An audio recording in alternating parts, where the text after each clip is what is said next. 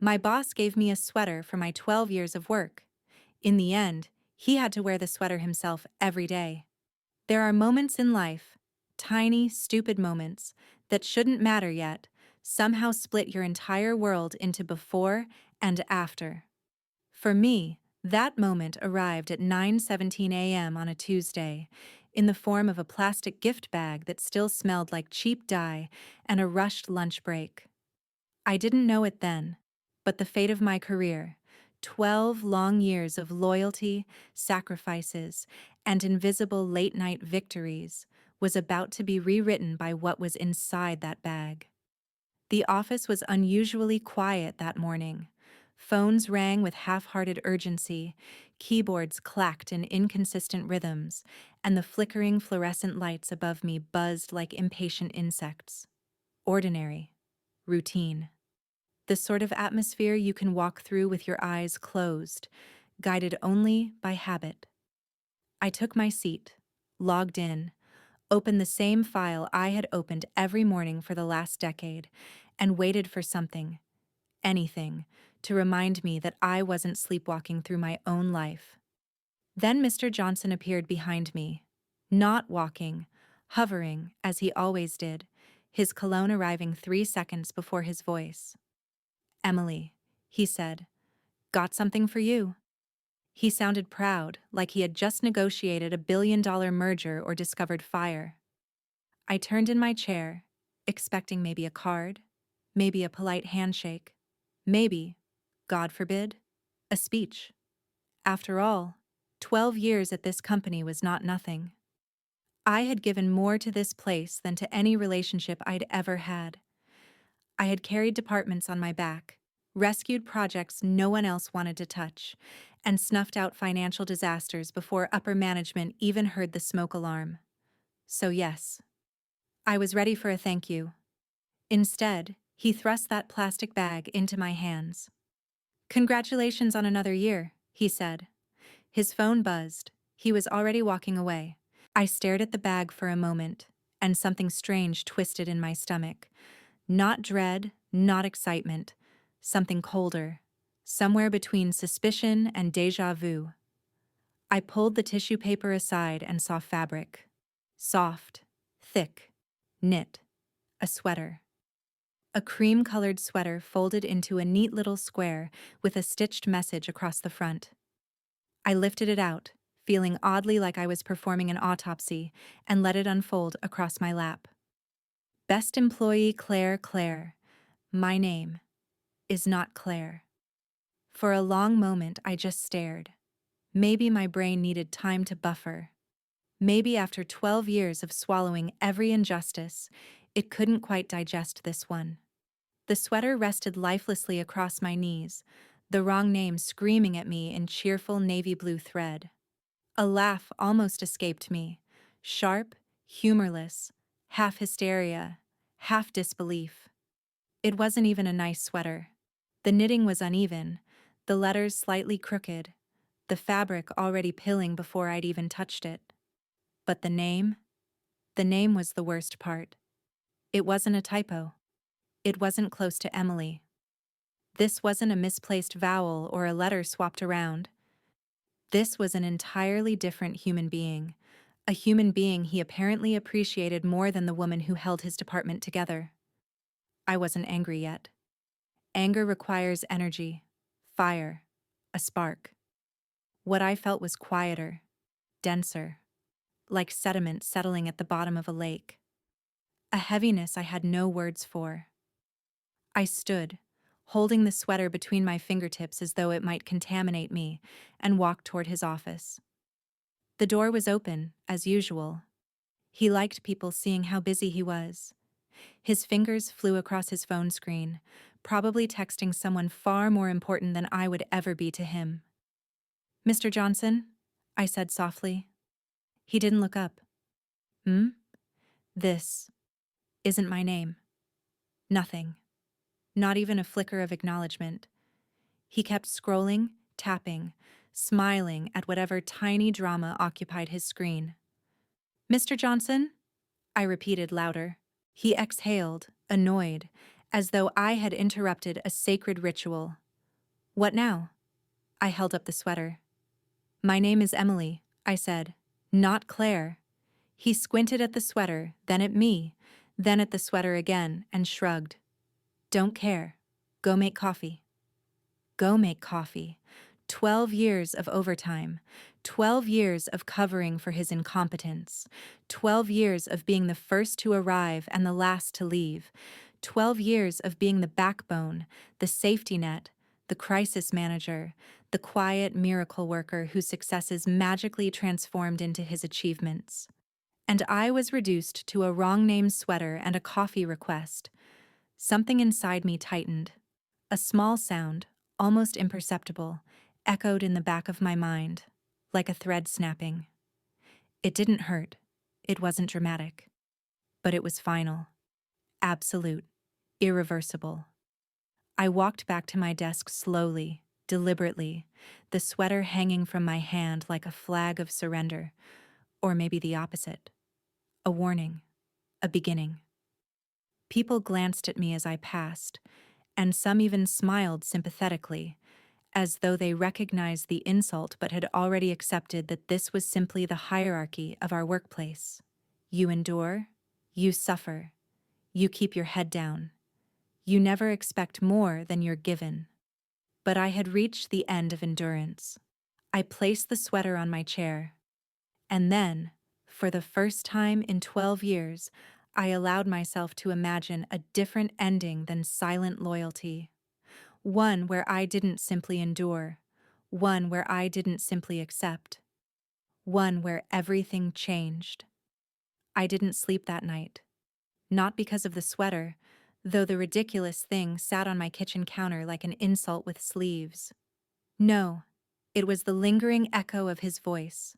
Flat, dismissive, sharpened by years of entitlement. Don't care. Go make coffee. I replayed those 5 words until sunrise. They seemed woven into the fabric of that sweater, stitched into every crooked letter. I kept turning the garment over in my hands as if some hidden explanation might fall out.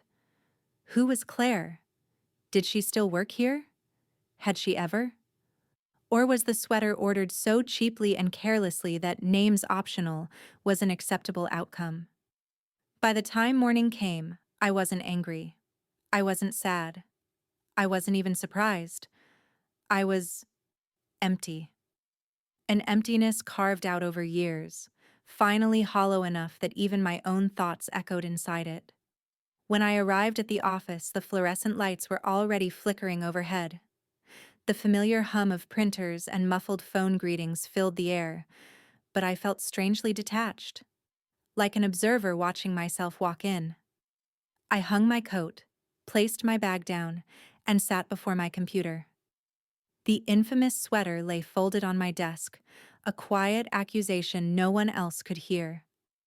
Then the door opened, and in rolled the morning storm front. Mr. Johnson. He swept into the room like he owned the air itself, holding his phone at eye level as he barked out fragmented instructions to someone who was clearly trying and failing to understand him. No, not those numbers, he snapped. The other ones. What do you think I meant? He looked up long enough to notice me. Emily, he said. Not pleasantly, not gratefully. Just my name. Flat, utilitarian, like a key he barely remembered how to use. I waited for him to mention the sweater mix-up. An apology? A correction?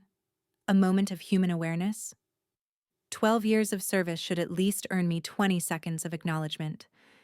Instead, he merely pointed at my desk. Coffee, he said, and bring my binder. The blue one. My breath caught. That was it. That was the moment I felt the second thread inside me snap. Cleaner, louder than the first, like a taut wire tugged too hard. Mr. Johnson, I said carefully, before I do anything, I need to ask, did you know the sweater had the wrong name? He blinked, as though the question annoyed him by existing. Oh, that. He waved dismissively. It's a joke. A joke, I repeated. Yeah, he said. Corporate humor. Builds team spirit. Don't take everything so seriously. Except he hadn't known my name. I could see it in his face. The flicker of uncertainty.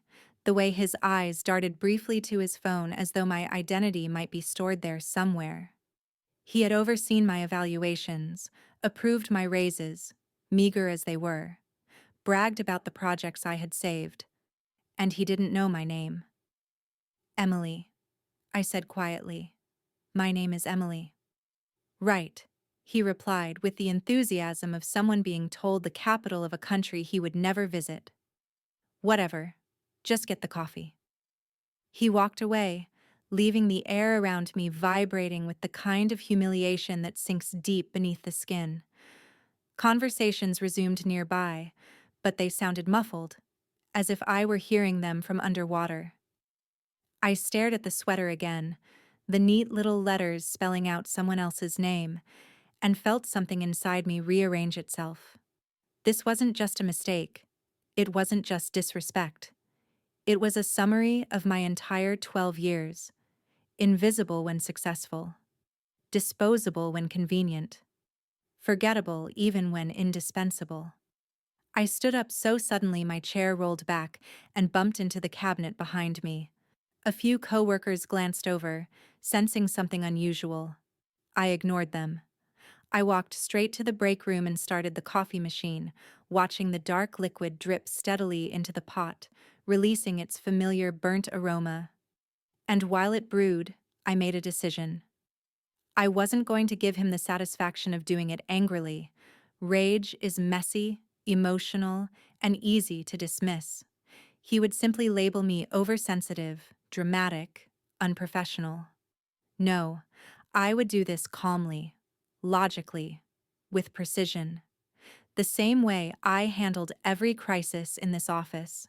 I poured his coffee into the company mug bearing the logo from 5 rebranding cycles ago, the one he refused to throw out because he liked the handle.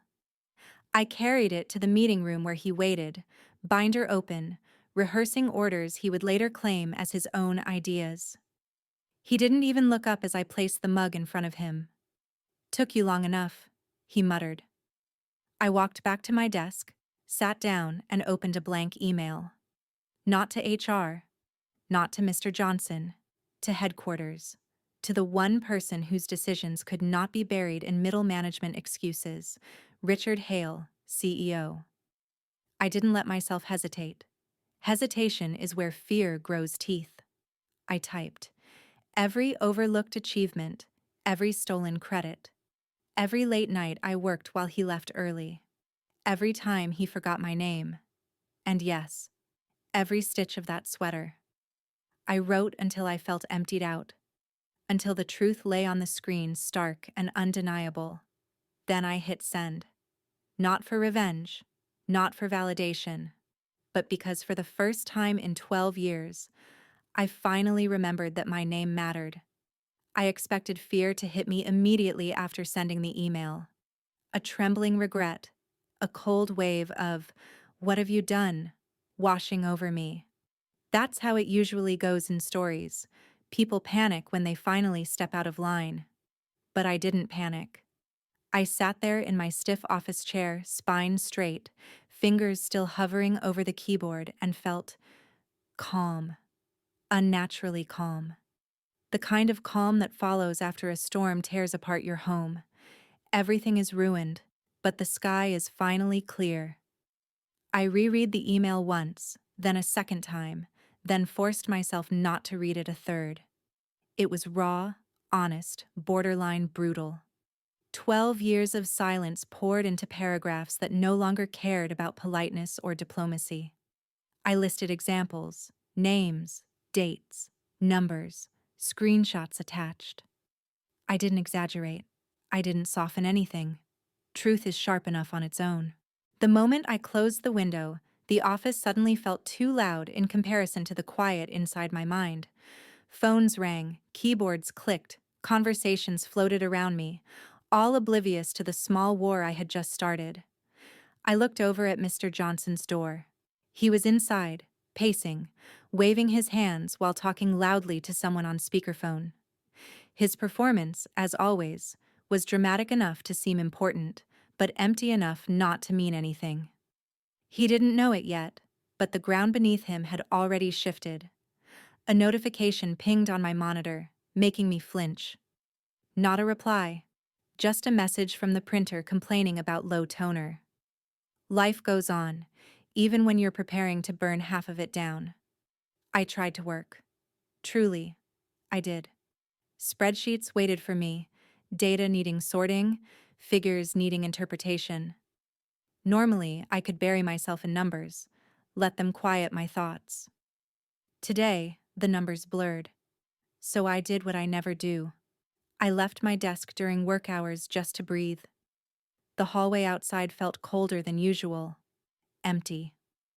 Like the building itself sensed something different about me.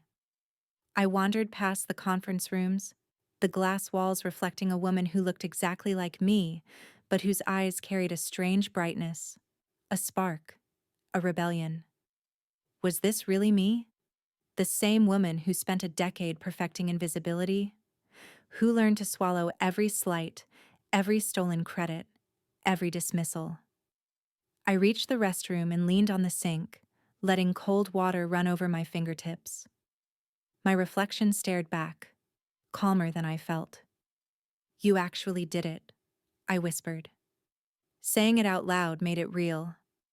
When I returned to my desk, the sweater was waiting for me, ridiculous and heavy with meaning. I touched the stitched name, Claire, with the tip of my finger. For the first time since receiving it, I didn't feel humiliation. I felt clarity. This sweater had been my turning point. A coworker walked by, Megan from accounting. She slowed when she saw me. "Rough morning?" she asked gently. I forced a smile. "Something like that." She looked at the sweater and winced sympathetically. "That's... ugh. Classic Johnson." "I know."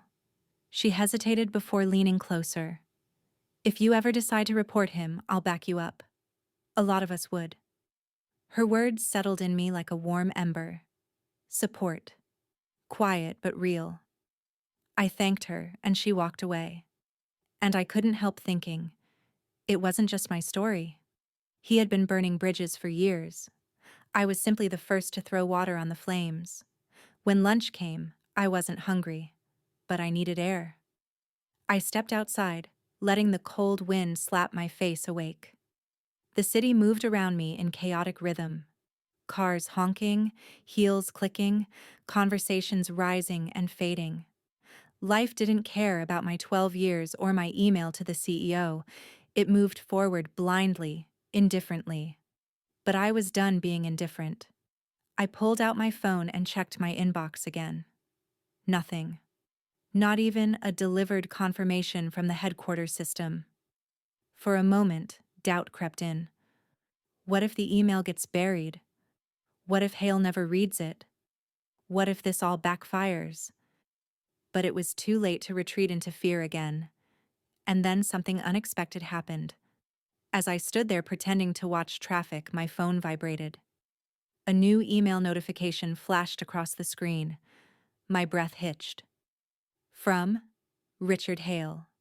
Subject: Urgent. Department misconduct report. I opened it, expecting an automated acknowledgement or a generic, "We will review your concerns." But the message was short, personal, arrestingly direct. "Thank you for bringing this to my attention. I will visit your branch tomorrow morning. We'll fix this." My heart slammed against my ribs. Tomorrow. The CEO. Here. I read the message again. And again. And again. The cold air around me shifted. The city noise muted. My world narrowed into 5 words. "We'll fix this." My legs felt weak, so I leaned against the building, gripping my phone with both hands. My emotions tangled. Fear, disbelief, adrenaline, anticipation. Was this really happening? I walked back inside with a secret no one else knew yet. The office looked exactly the same. People typing, phones ringing, printers whining, but everything had changed. Mr. Johnson was in the hallway, laughing loudly into his phone about something undoubtedly insignificant. He brushed past me without acknowledgement, too wrapped in his own voice to notice the storm forming above him. I passed him slowly, silently. If he had paid attention, maybe he would have noticed the faint, unshakable smile on my lips. But he didn't. Tomorrow, he would. And that thought alone filled me with a new kind of energy, dangerous, thrilling, long overdue. The next morning, I woke up before my alarm, wide awake, heart pounding, adrenaline simmering under my skin. I lay there staring at the ceiling, remembering the email I'd reread at least 30 times before going to bed. I will visit tomorrow. We'll fix this. Richard Hale, the CEO, the man whose signature appeared on every annual report, every major announcement, every company-wide congratulatory message I had never once been included in. A mythical figure, far removed from our dusty little branch office, yet suddenly, absurdly, arriving tomorrow, which, technically, was now today. I got ready with strange precision, like someone preparing for an event whose dress code no one had explained. I didn't want to dress too formally and draw attention. I didn't want to look too casual and seem careless. I chose a navy blouse, black trousers, and put my hair into a neat, low bun. Neutral, professional, controlled. As I walked into the office, the air felt electric, though no one knew why yet. Only I carried the secret beneath my composed expression. The first person I saw was Megan, sipping her coffee at her desk. "Morning," she said. "You look energized." "Do I?" I forced a laugh. "Just slept well." Not true. I had barely slept at all, too busy imagining scenarios ranging from triumphant vindication to catastrophic unemployment. But outwardly, I remained calm. I had to. Then Mr. Johnson barreled in, as loud and oblivious as ever, tugging at the sleeves of his blazer like a man adjusting armor before battle. Except he didn't know what battle he was about to walk into. He passed my desk, dropped a stack of folders in front of me, and said, "Need these updated and printed before the 10 a.m. call. Make sure the financials line up this time." This time. I had personally corrected his financial errors 3 times last quarter alone, numbers he later presented as if he'd calculated them himself. The audacity almost made me laugh. "Of course," I said coolly. "Good," he replied, already turning away. "And don't forget the minutes from last week." If arrogance had mass, he would collapse the building under his own gravity. I opened the folders. The usual chaos, mismatched columns, missing invoices, and one spreadsheet that looked like a toddler had smashed random keys while holding a juice box. 12 years of cleaning after him had given me a sixth sense for navigating his disasters. I began typing, focusing on the rhythmic clacking of the keys, grounding myself in familiar motion, until another notification chimed on my monitor. Not an email, a calendar alert. Executive arrival, 8:45 a.m. It had been added by corporate's main scheduling system. The arrival time was locked, uneditable, official. My pulse quickened. I checked the clock. 8:27, 18 minutes. I felt the office around me in a new way. Every desk, every chair, every buzzing fluorescent light. This place had been my prison and my proving ground, the backdrop to a version of myself I had outgrown without realizing. Today, something irreversible was about to happen within these walls. I glanced at the sweater draped over my chair. Best employee Claire. The wrong name stared back at me with a kind of smug irony. I rubbed my thumb across the lettering, feeling each stitched curve. This sweater had started everything. The door at the far end of the office swung open, and one of the junior assistants rushed in from outside, panting. "He's here," she squeaked. A ripple of motion swept through the room. People sat straighter, fixed their hair, shuffled papers dramatically, as though pretending to be busy could erase months or years of mediocrity. Even the laziest employees suddenly typed with astonishing enthusiasm. But the best performance came from Mr. Johnson. He leapt to his feet like someone had plugged him into a power source. He straightened his tie, smoothed his blazer, adjusted his hair, then combed his fingers through it again, now overcompensating. He cleared his throat 3 times, practiced a smile in the darkened glass of the conference room, and then snapped his fingers at 2 interns. You, bring water. Sparkling. No, still. Actually, both. He looked like a man preparing to greet royalty. He had no idea that royalty was coming for him. I didn't stand. I didn't rush. I simply watched. A hush fell over the office as the glass doors opened and a tall man in a perfectly tailored suit walked in, followed by 2 assistants and a security escort. Richard Hale looked exactly like he did in shareholder meetings, calm, unreadable, composed, but seeing him in person was surreal. He radiated an aura of control that made the entire room shrink into itself. Everyone stiffened. Some employees clutched documents they didn't need. Others smiled too widely, hoping to be noticed. But his gaze wasn't searching for them. He was looking for me. I knew it when his eyes landed on mine. Steady, assessing, sharp enough to slice through pretense. I stood because instinct demanded it, not because he intimidated me. Something about him was firm, yet disarmingly human. Mr. Johnson pounced forward before I could move, nearly tripping over a power cord in his haste. "Mr. Hale," he said, breathless and eager. "An honor. Welcome to our branch. If you'd like, I can give you a full tour. We've made admirable improvements under my leadership." Mr. Hale didn't even pretend to listen. "Is Emily Carter here?" he asked, voice crisp. The question sliced the air cleanly. Mr. Johnson blinked, confused. "Emily? Why, yes," I answered, stepping forward. I felt every set of eyes on me. A few widened, a few narrowed, a few flicked between me and Mr. Johnson with dawning comprehension. Mr. Hale nodded once. "Good. We'll talk soon." He turned away from Mr. Johnson and began walking toward the conference room. And as he passed me, he lowered his voice. Just enough for only me to hear. "You did the right thing contacting me."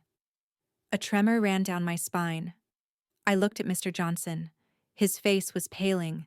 Confusion, irritation, then something new. Fear began cracking through his confidence. He finally sensed it. The storm. My storm. And tomorrow's storm had become today's reckoning.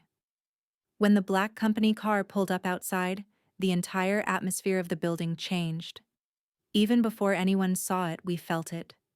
Like the pressure in the air before a thunderstorm. A strange stillness spread through the office, making every sound sharper. The click of a pen, the hum of the vents, the distant elevator ding. People exchanged glances, tense and excited, as though a celebrity or a disaster was about to walk through our doors. In a sense, both were true. I stood near my desk, pretending to review a spreadsheet I'd already finished. My heart was steady, surprisingly steady. Maybe because the waiting was finally over. Maybe because the truth, once released, no longer belonged solely to me. Or maybe because the sight of Mr. Johnson nervously pacing the office was oddly satisfying. He checked the clocks, both of them, even though they were synchronized by IT months ago. He rearranged the folders on his desk twice, then again, then once more for good measure.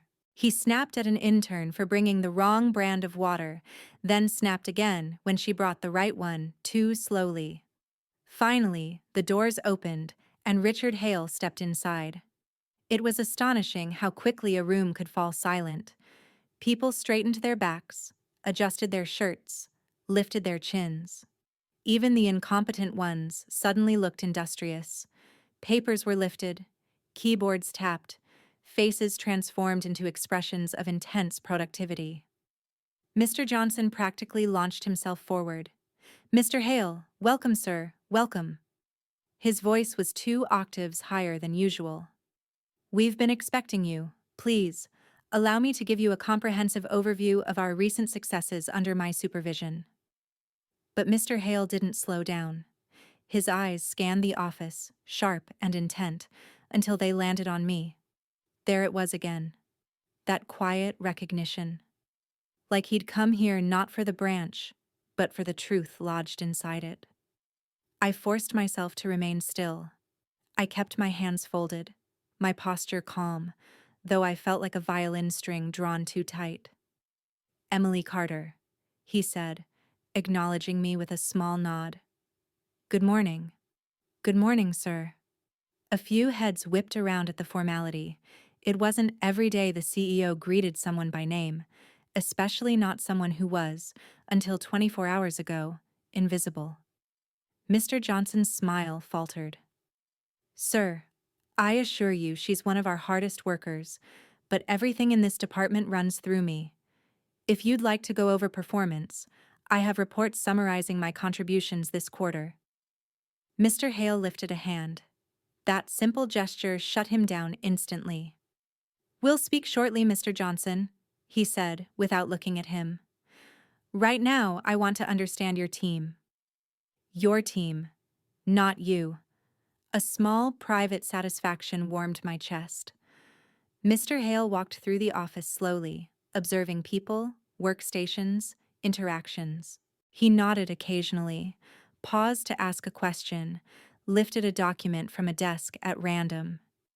His gaze was purposeful, as though he could see beneath the surface, to the exhaustion, the tension, the resignation so many of us carried. When he reached my desk, he stopped, and his eyes drifted to the back of my chair. The sweater. The absurd, humiliating, unforgettable sweater. He stared at it for several long seconds, absorbing every detail. The crooked stitching, the cheap fabric, the bold, inaccurate name. Claire. His brow lifted just slightly, and I couldn't tell if he was amused or angry on my behalf. Maybe both. "This is it?" he asked quietly. "Yes," I said. "The anniversary gift." He nodded once, then turned his head slightly toward Mr. Johnson, who was hovering nearby like a panicked shadow.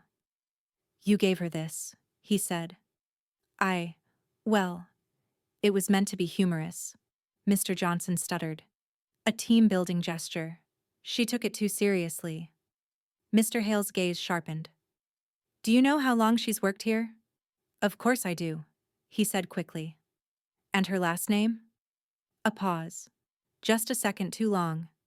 But enough. My stomach twisted. Not with fear, but with vindication. There it was. Proof. He didn't know. After 12 years, he didn't know. Mr. Hale turned back to me. "We'll discuss this more in the conference room. Be ready in 10 minutes. I nodded. "Yes, sir." When he walked toward the hallway, the entire office followed him with their eyes. As soon as he was out of sight, whispers erupted like a shaken soda can finally uncapped. "What did he say? Why is he talking to Emily? What's going on? Did something happen?" And in the middle of it all stood Mr. Johnson, pale as printer paper, gripping the blue binder like a life raft. He looked at me, really looked at me, for the first time in years. His expression shifted from confusion to suspicion to the dawning realization that whatever he thought this visit would be, it wasn't going according to his script. Finally, he spoke. "What did you tell him?" His voice trembled ever so slightly. I met his eyes. For once, I didn't look away. "The truth," I said simply. Then I sat down, picked up the sweater, folded it neatly, and placed it in my lap. He opened his mouth to speak again, but no words came out. Instead, he stiffened his shoulders and marched toward his office, slamming the door harder than necessary. Nervous energy pulsed through the room. People watched me, watched him, watched the hallway where the CEO had disappeared. They knew something was coming. I knew something was coming. And for the first time in a very long time, I wasn't afraid. I was ready. Because if this was going to be the day everything changed, I had waited 12 years for it.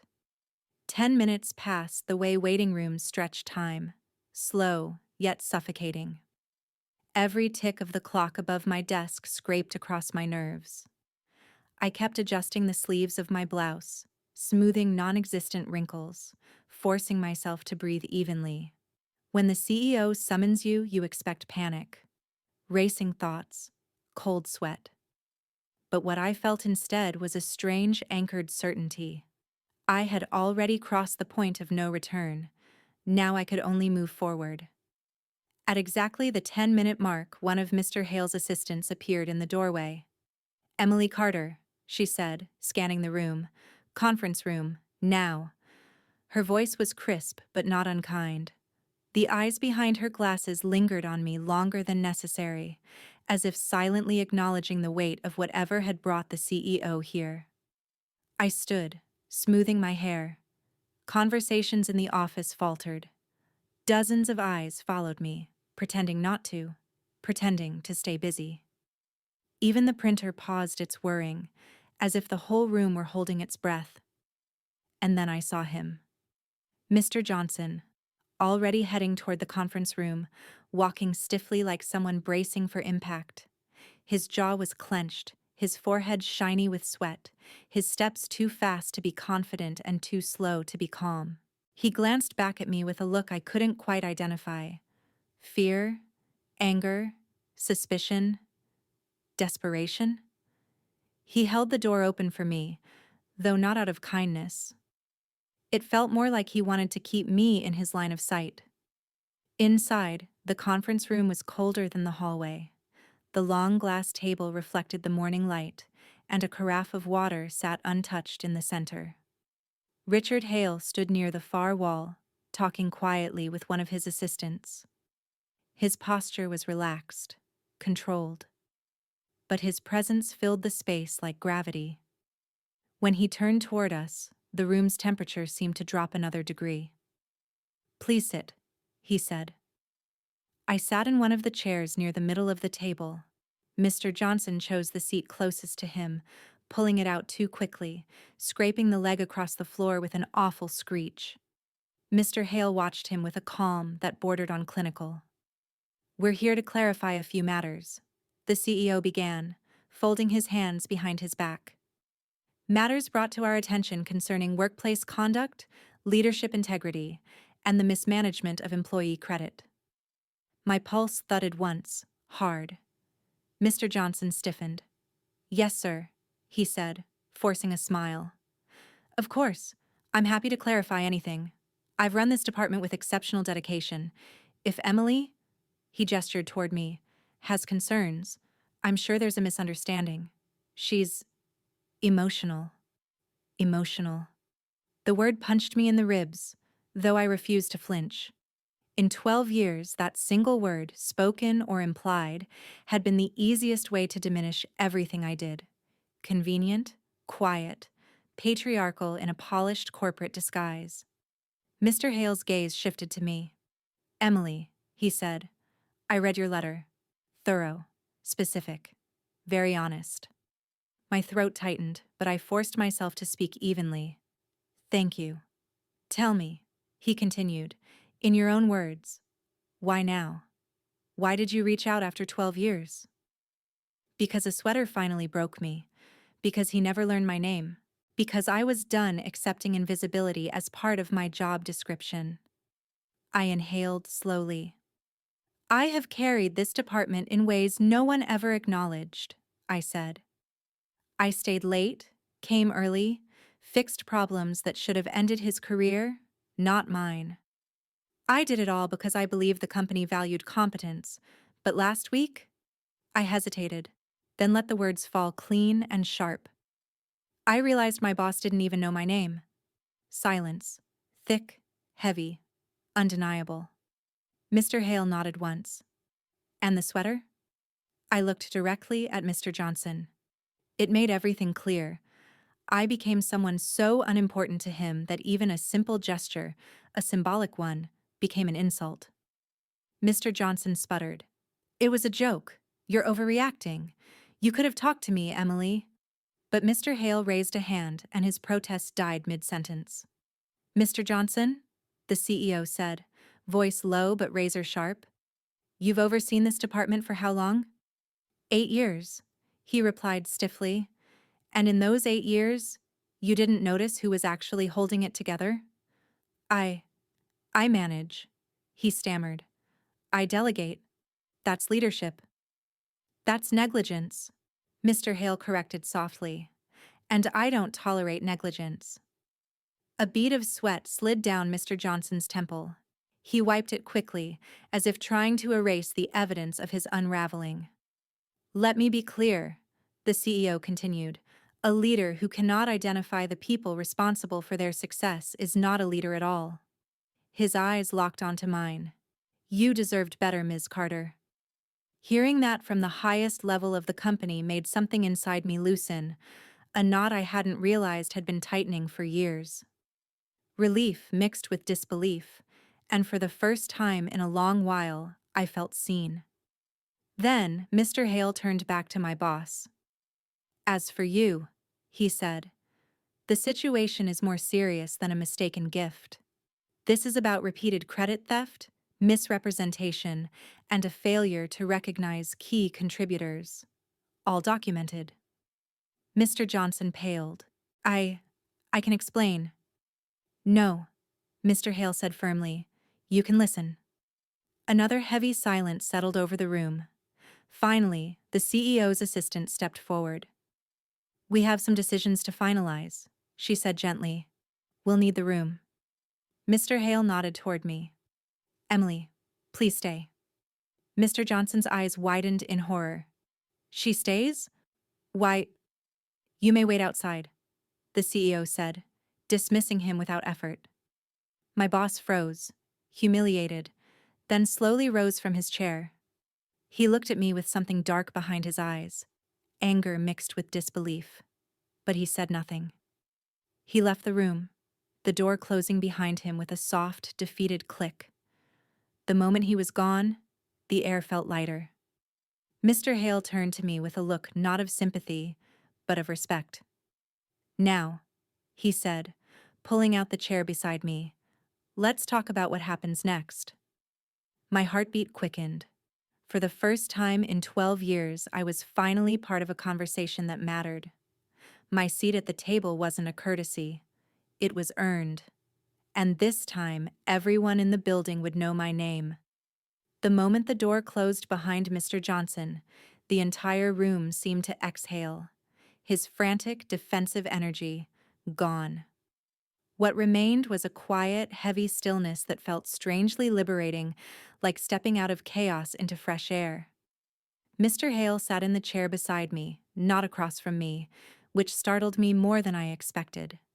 CEOs usually maintain distance, a subtle barrier of hierarchy, but he positioned himself as if this conversation required equality. Emily, he said, folding his hands, I need you to walk me through everything, not just what you wrote, everything. And just like that, 12 years of swallowed words found a voice. I started noticing the pattern maybe. Year 3, I began. Every time a project succeeded, he would present it as his own. If something failed, he blamed the team, and I was always at the top of that list. I expected skepticism, doubt, a polite corporate, "Are you sure?" But Mr. Hale simply nodded, listening with an intensity that made the story easier to tell. I continued. I stayed late nearly every night for years. He'd leave early but tell upper management he was busy analyzing data. He never analyzed anything. I did all of it. And he never credited you? Mr. Hale asked. Not once. The words felt sharp, but honest. I told him about the nights I corrected financial mistakes he should have been fired for. I told him about the strategic forecasts he claimed were his own. I told him about training new employees while he sat in his office scrolling through his phone. I told him about the presentation he delivered last spring, verbally, word for word, using the script I wrote. But telling the story wasn't painful. It was clarifying.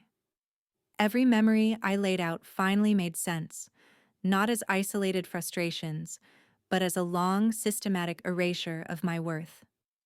"And the sweater?" Mr. Hale asked quietly. I looked down at my hands. It wasn't the gift. It was what it represented.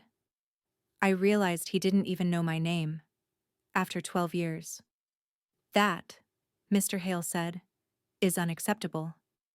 The word unacceptable carried more weight coming from him than any scolding I could have imagined. Before I could respond, the conference room door swung open. No knock. Just an abrupt, clumsy entrance.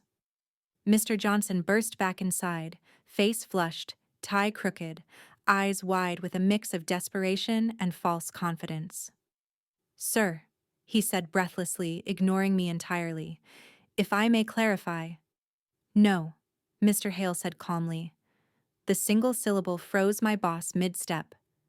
But he pushed forward anyway, fear making him reckless. "She's exaggerating," he insisted. "You can't take her seriously. She's been emotional lately. Stressed. You know how employees can get when they feel overlooked." "Overlooked?" Mr. Hale repeated slowly. "You mean undervalued?" "Misunderstood," he corrected quickly. "She took things out of context. And the sweater. Sir, it was a joke. Claire is... It's... It's a reference from an inside joke. She knows that." His eyes darted to me, pleading, warning, blaming, all in the same second. I felt my jaw tighten. "No, I don't know that," I said. "Because it wasn't a joke. You didn't know my name." He opened his mouth to deny it, but Mr. Hale raised a hand again. The second silencing of the morning. "Mr. Johnson," the CEO said, "if you have an explanation, I suggest it be truthful. Because your behavior so far has done nothing but confirm what Ms. Carter has reported." My boss swallowed hard. His voice faltered. I've been under pressure. Everyone forgets things sometimes. It's not a big deal." "It is when it's repeated for 12 years," I said softly. He whipped around to face me. "You could have talked to me first." "I did. Many times," I replied. "You ignored me every time." "That's not—" Mr. Hale cut him off once more. "That's enough. Sit down." Shock rippled across Johnson's face. He sat, rigid and humiliated, staring at the table as though hoping it would open and swallow him whole. Now the tension in the room had a heartbeat. Mr. Hale looked between us with a measured calm, then spoke with a clarity that made my skin prickle. "Mr. Johnson, you have failed in your responsibilities in ways that cannot be dismissed or excused with the word joke. Your inability to recognize the contributions of your own staff is astounding and, frankly, embarrassing." My boss looked like he had been slapped. "And worst of all," the CEO continued, "you tried to hide your incompetence behind the work of someone you didn't even bother to acknowledge correctly." I breathed slowly, quietly, letting the truth settle. "This company values integrity," he said, "transparency, recognition, respect." Each word landed with weight, finality. "And starting today," he said, turning toward me, "Emily Carter will no longer be under your supervision." My breath caught. I hadn't expected that. Not yet. But before I could process it, Mr. Johnson snapped. "This is ridiculous. She's exaggerating to get sympathy. She—" His voice broke off abruptly when Mr. Hale took a step closer to him. "You are dangerously close to making this worse for yourself," the CEO warned softly. "Do not continue." It was the calmest threat I'd ever heard. Mr. Johnson's mouth opened, then closed. His shoulders sagged. Silence swallowed him whole. Mr. Hale looked back at me. Emily, you will receive new responsibilities, new authority, and new recognition. It's overdue. A warmth spread through my chest, a mixture of relief and disbelief so intense I felt lightheaded. And as for you, Mr. Hale added, turning back to my boss, we will discuss your future here next. But make no mistake, what I've heard today is only the final straw. The final straw. The phrase echoed in my mind, heavy with meaning. The sweater had been the beginning. But this moment, this room, this confrontation, this was the breaking point. For him. For me.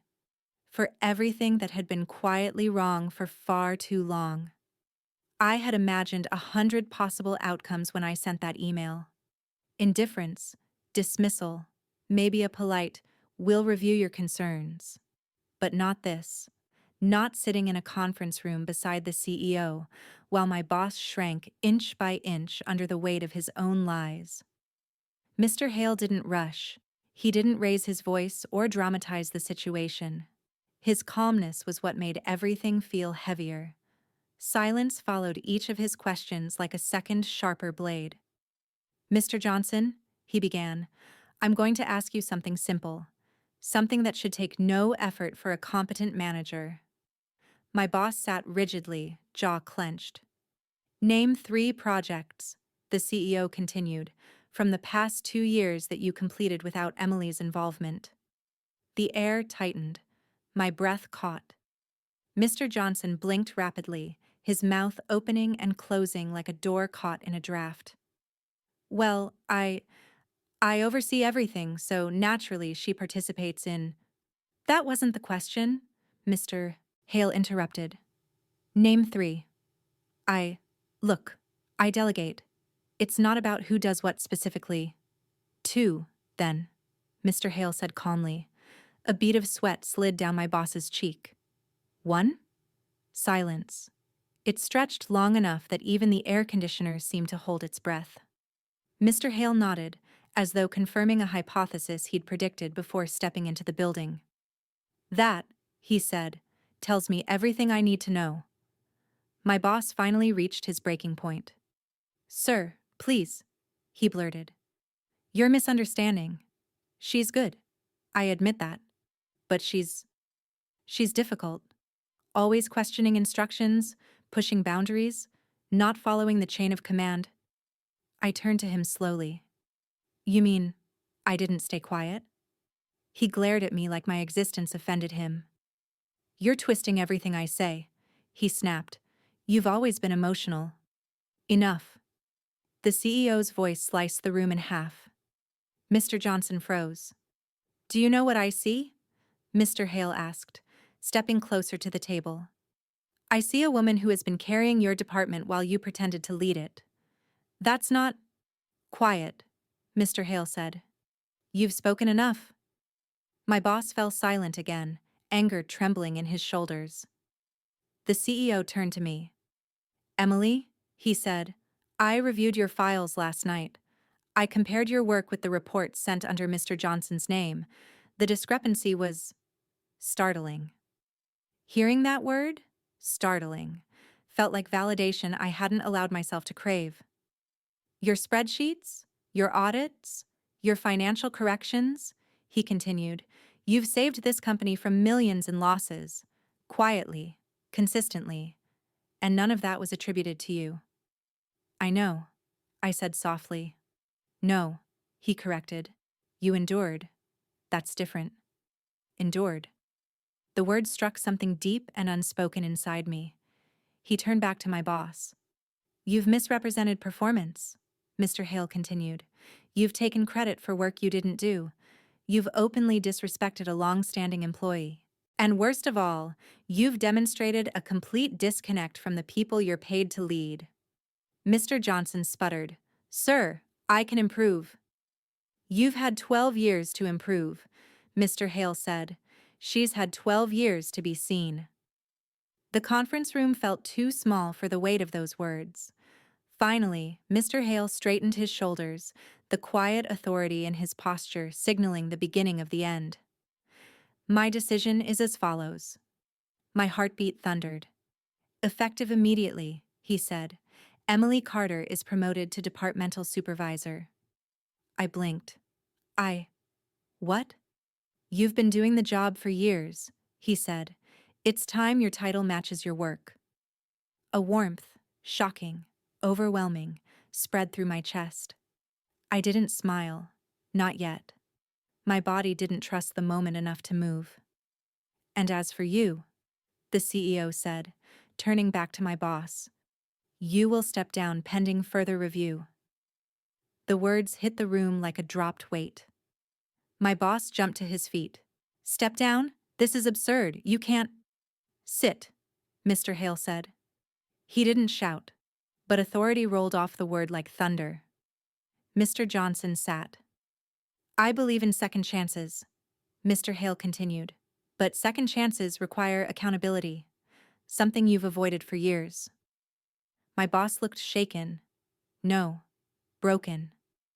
The man who strutted through the office every morning now looked small, insignificant, stripped bare of the power he hoarded so carelessly. Mr. Hale walked toward the conference door, then paused. One more thing. We both looked up. The sweater. My boss winced visibly. I understand it was intended as humor, the CEO said, but given the circumstances, it was disrespectful. Symbolic of everything wrong with your leadership. He turned to me, then to Mr. Johnson. His lips curled into something resembling amusement. Perhaps symbols can be repurposed. He nodded toward my boss. Starting now, you'll wear it. Mr. Johnson gasped. What? No, sir, that's humiliating. That, Mr. Hale said, is the point. I couldn't help it. I blinked, stunned. It was bold, abrupt, and somehow fitting, perfectly fitting. Until you learn the names of every person in this department, the CEO added, you'll wear it every day. Mr. Johnson looked at me in horror, as if I held the power to stop the sentence. But I didn't speak. For once, justice didn't need defending. Mr. Hale stepped toward the door, his assistant opening it for him. Emily, he said, I'll see you later this week to discuss your new responsibilities. I stood. Thank you, sir. He gave one final nod before leaving the room. The door clicked shut. Silence fell. My boss sat across from me, defeated, furious, humiliated. His eyes burned into mine, but he said nothing. And for the first time in my entire career, I felt taller than him. Not because of power, not because of vengeance, but because someone finally saw my worth. And now, nothing would ever be the same. For a full 20 seconds after the CEO left, the room stayed silent. Not the peaceful kind of silence, the heavy, stunned kind where two people share the same oxygen, but not the same reality. Mr. Johnson stared at the conference door as if it might reopen and reverse the verdict. When it didn't, he slowly turned to me. His eyes were glossy, not with tears, but with a kind of wounded disbelief, the sort that comes when a man accustomed to power finally realizes the power was never truly his. This is your fault, he whispered. I raised an eyebrow. It's the truth's fault. He flinched, as though the word truth had slapped him harder than anything physical could. He stood abruptly, nearly knocking over his chair. He paced the length of the conference room twice, running a shaky hand through his hair, muttering to himself. I watched him with the same detached curiosity one might give to a documentary on collapsing ecosystems. Tragic, inevitable, long overdue. Finally, he stopped pacing. He looked at the floor. He exhaled. We can fix this, he said suddenly, voice trembling with desperate hope. You and I. If you tell him you exaggerated, if you retract the complaint, I might be able to keep my position. I might even put in a good word for you. My jaw nearly dropped. After everything that's happened, I said, you still think you have words worth anything? His face flushed. Emily, I've mentored you. No, I cut in. You used me. He stiffened. I'm done enabling that, I continued. And frankly, you should be too. Before he could reply, the conference room door opened again. Not fully, just a crack. One of the interns peeked inside, eyes wide and uncertain. Sir, Mr. Johnson, she whispered. The CEO's assistant said, you need to put on the sweater now. The intern's face turned pink as she said it, as if merely delivering the message risked professional heresy. She quickly placed the sweater on the conference table like it might explode, then vanished back into the hallway. There it was, the infamous sweater. The wrong name staring up at us like a punchline to a cosmic joke. Mr. Johnson stared at it as though it were a venomous animal. I can't wear that, he muttered. You heard him, I said quietly. It's not optional. He closed his eyes, shoulders lifting with a shaky breath. Then he turned toward me. How could you do this? He asked. The accusation wasn't angry. It was bewildered, shaken, almost childlike. I didn't, I said. You did. 12 years of not knowing my name led to this. 12 years of taking credit for things you didn't do. 12 years of treating people like they were disposable. He swallowed hard. And now, I added, you get to learn names. Starting with Claire. He looked down at the sweater again. His hands hovered over it, trembling, as though touching it might burn him. The humiliation rolling off him was almost palpable.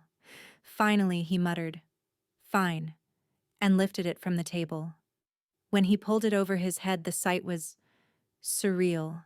The cream-colored knit stretched uncomfortably across his torso, the sleeves too short for his arms, the neckline sitting awkwardly against his collar. The bright navy letters, Best Employee Claire, gleamed like a neon sign announcing every bad decision he'd made. A single laugh escaped me before I could stop it. Not mocking, not cruel. Just honest. The irony was too perfect. He glared at me. This isn't funny. It kind of is, I admitted. He looked away. The conference room felt suffocating then, not from tension, but from the weight of his unraveling. I stood and gathered my things. I need to get back to work, I said softly. My actual job. The one I've been doing for years. As I reached the door, I paused. For what it's worth, I added, you could have changed. Any time. You had 12 years. He didn't answer. I stepped out into the hallway. The moment I re-entered the main office, every head turned toward me, and then toward the conference room behind me. Conversations hushed. Screens dimmed. People pretended to be working but leaned forward, hungry for details. Then the door opened. Mr. Johnson stepped out. The sweater hung off him like a punishment woven by the gods of corporate karma. The reaction from the office was immediate and priceless. Eyes widened, jaws dropped. A few people gasped. One person choked on their coffee. Megan from accounting covered her mouth with both hands, failing miserably to hide her laughter. He marched across the room stiffly, gaze fixed on the floor, refusing to meet anyone's eyes. His face was the color of expired yogurt. The sleeves of the sweater peeked out from beneath his blazer, unmistakable and ridiculous. The new dress code had officially begun. As he walked past my desk, he muttered under his breath, I hope you're happy. I turned in my chair slowly, meeting his defeated stare. I'm respected, I said. There's a difference. His jaw clenched, but he said nothing. He retreated to his office, closing the door gently, not slamming it like he usually did. Even that small change felt symbolic. The office buzzed with whispers. Is that real? Why is he wearing her sweater? Did Emily finally snap? No, I heard the CEO is involved. I knew something was happening. Honestly, good for her. Good for her. 3 simple words that felt like a balm on a 12-year wound. I turned back to my computer and exhaled. For the first time in more than a decade, the office felt different.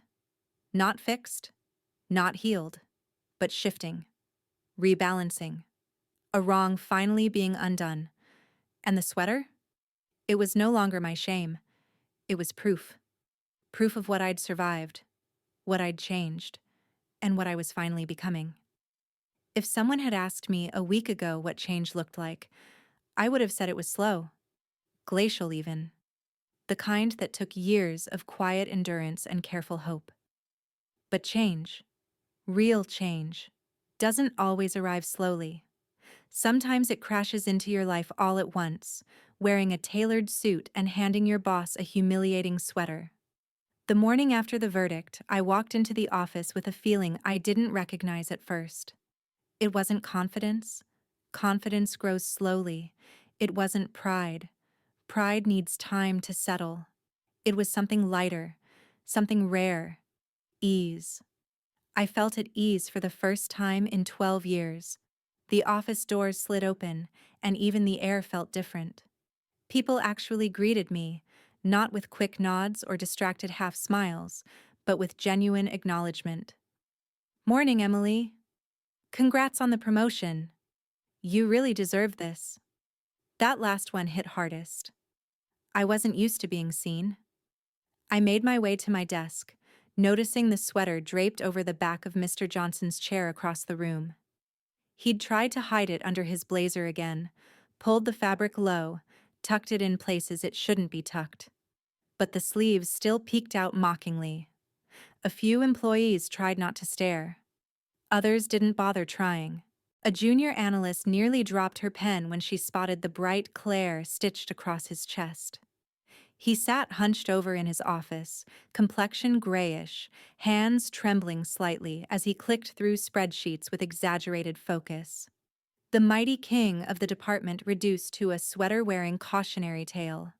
Rules were rules, and I had never seen him follow a rule so anxiously.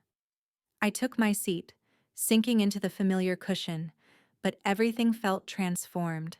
A folder sat neatly on my desk. My name, correctly spelled, was printed across the front in bold font: Promotion Documentation, Department Supervisor, Emily Carter. Seeing those words sent a warm ripple through me. I traced my fingers over them, feeling a strange, full-bodied gratitude rise in my chest. Not for the title itself, but for the recognition it represented. For 12 years, I'd worked in the shadows. Today, I stepped into the light. At 10 a.m., the CEO's assistant appeared again, her presence somehow both formal and warm.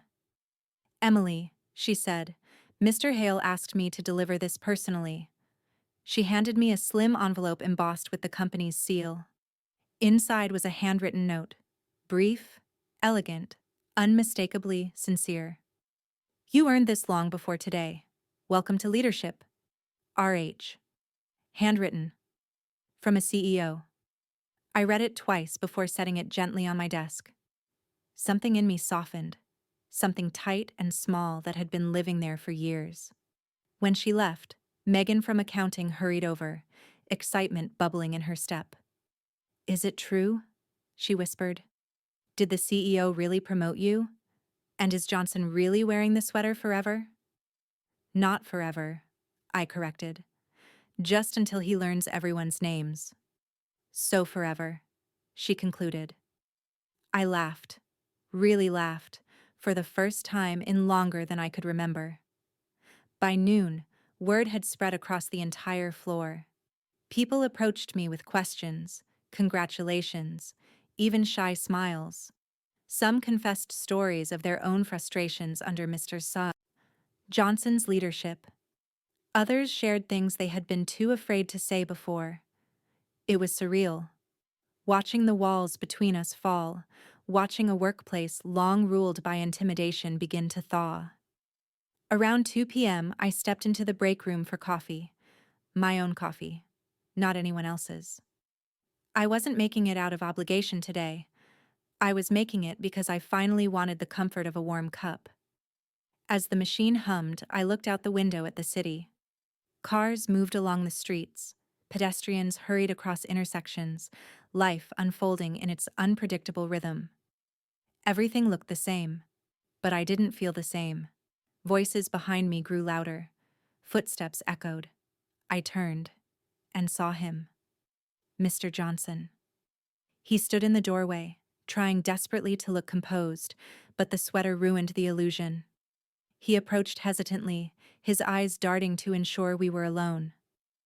"Emily," he said quietly, "can we talk?" I considered him for a moment. His voice held no authority now, just exhaustion and defeat. He looked smaller, almost fragile, stripped of his usual armor of arrogance. "About what?" I asked. He fidgeted with the hem of the sweater. "I didn't mean for things to get this bad."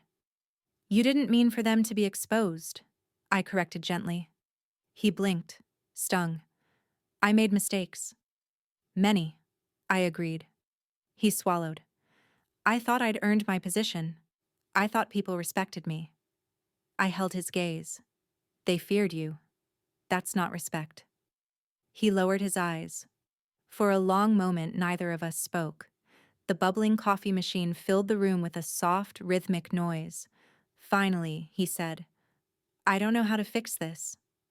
"That's not my job anymore," I replied softly. "But you could start with honesty.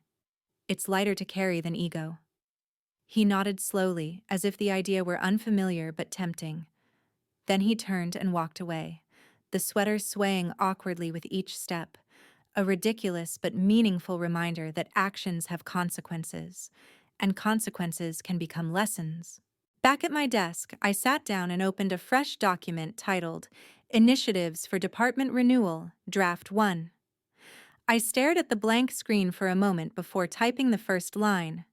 1. Everyone's work. Every voice. Every contribution matters. It was a small beginning, but beginnings rarely announce themselves as grand. Sometimes they arrive quietly, in the form of a new title, a reclaimed identity, and a sweater that changed everything. As I finished the first draft, Mr. Hale's email pinged again. "Looking forward to our meeting tomorrow. Change begins today." I smiled, resting back in my chair. For 12 years, I worked unseen. Today, I stepped into the role I had always deserved. Tomorrow, I would lead. And somewhere in the office behind me, a man wearing a sweater with the wrong name on it finally began to learn the right ones. A new era had begun. And this time, everyone knew exactly who I was. Emily Carter.